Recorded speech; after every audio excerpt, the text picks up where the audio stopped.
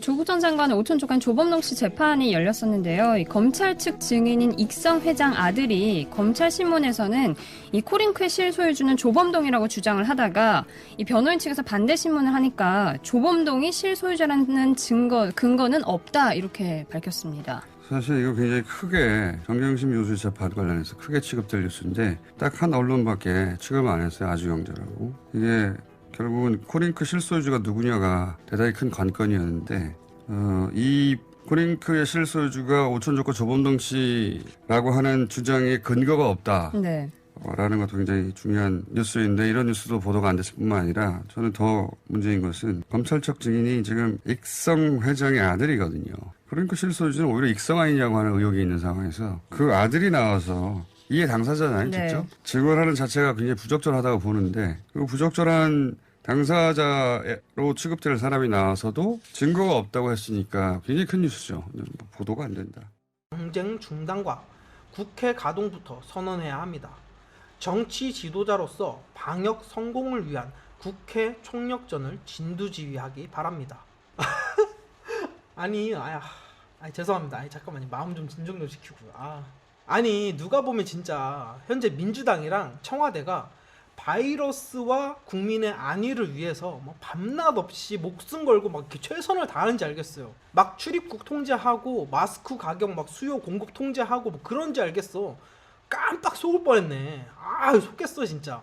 제가 오늘 편의점에 마스크 사러 갔는데 한 장에 6,000원에 팔던데요. 원래 600원 하던 거. 지금 최선 다하시는 거 맞죠 이거? 이게 감이 안 와 이게. 자, 민주당의 저 발언처럼 저처럼 또는 여러분처럼 이건 아닌 것 같은데 하는 분들이 무려 475명이 모여서 시국 선언을 했습니다. 한반도 인권 통일을 위한 변호사 모임이라는 변호사 475명이 모여서 시국 선언을 한 것인데요. 일단 전문의 내용이 한 글자 한 글자가 너무 좋아서 제가 전문을 한번 읽어드리겠습니다. 문정권 법치주의 말살을 규탄한다. 문재인 대통령의 울산시장 선거 개입 의혹은 규명되어야 한다. 문재인 정권의 법치 파괴 폭거가 임계점을 넘어 계속되고 있다. 문재인 대통령은 이미 2018년 9월 13일 및 2019년 5월 3일 김명수 대법원장 등에게 이른바 사법농단 규명 훈시 등을 통하여 사법권의 독립을 파괴하였고 9월 9일 파렴치한에 불과한 조국을 법무부 장관에 임명하여 법치주의를 능멸하였다. 나아가 12월 27일 법적 근거가 없는 1+4 협의체를 통해 패스트트랙에 오른 공직선거법 개정안을 강행 처리하였다. 게임의 룰인 선거법을 제1야당을 빼고 일방적으로 개정한 것은 헌정사상 초유의 일이다. 문재인 정권은 역시 같은 방법으로 30일 공수처 법안을 지난 1월 13일엔 검경수사권 조정 법안을 일반적으로 통과시켰고 검찰개혁과 총선 압승을 자축했다. 공수처법이나 검경수사권 조정법은 국민의 기본권을 제한할 수 있는 나라의 형사 시스템을 뿌리째 뒤흔드는 입법이다. 군사정권 이후 처음 보는 헌정유린 사태이다. 특히 공수처법은 헌법에 존재 근거 없는 공수처가 검찰과 경찰의 수사 정보를 사전에 보고받고 통제할 수 있으며 판검사에 대한 수사, 기소권을 행사할 수 있는 사법권의 독립을 직접 침해하는 명백한 위헌인 법률이다. 나아가 살아있는 권력인 대통령 등의 불법에 대한 수사를 막기 위해 1월 8일 1차 대학살 인사에 이어 23일 2차 대학살 검찰 인사를 감행했다. 검찰청법을 위반한 2차례의 숙청으로 검찰 조직은 초토화되었고 울산시장 선거 공작, 유재수 비리 비호 등 권력 범죄에 대한 수사는 무력화되었다. 설상가상으로 1월 10일 청와대는 적법한 절차에 의해 법관이 발부한 울산시장 선거 공작 사건에 관한 압수수색 영장의 집행을 거부하였다. 이건 역시 초유의 사태로서 다른 기관도 아닌 대통령과 청와대가 법원이 발부한 영장을 거부하여 대한민국의 법치주의를 말살하고 있다. 윤석열 검찰총장과 서울중앙지검 등의 검사들은 이런 어려움 속에서도 1월 23일 조국 아들 인턴 증명서를 허위 발급한 혐의를 받고 있는 최강욱 비서관을 29일 송철호 울산시장 등 울산 선거공작 관련자 13명을 각각 기소하고 30일 임종석 전 청와대 비서실장을 소환조사했다.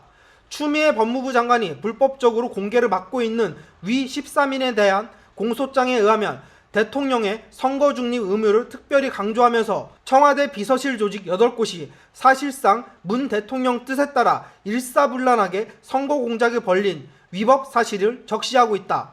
지금 대한민국 민주주의와 법치주의는 바람 앞 등불 상황이다.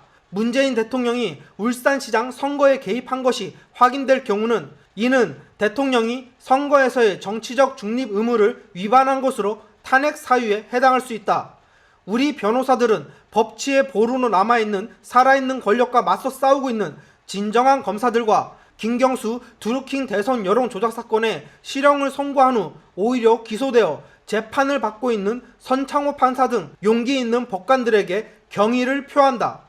우리는 국민들과 함께 기로에 선 대한민국의 법치주의를 수호하기 위해 이들을 격려하며 우리 역시 혼신의 노력을 다할 것이다. 변호사들의 시국선언, 곧 있으면 교수들의 시국선언, 대학생들의 시국선언 뭐 이러지 않을까요? 자, 여러분, 오늘 여러분들에게 제가 전해드린 이야기들 어쩌면 너무나도 당연하고 뻔한 이야기들이었죠.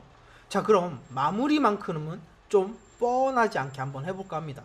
2016년 10월 JTBC가 일명 최순실 태블릿이라 불리는 방송 보도를 했습니다.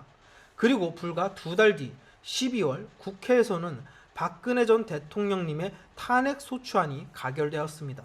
그로부터 3달 뒤 2017년 3월 10일 박근혜 전 대통령님께서 파면이 됩니다.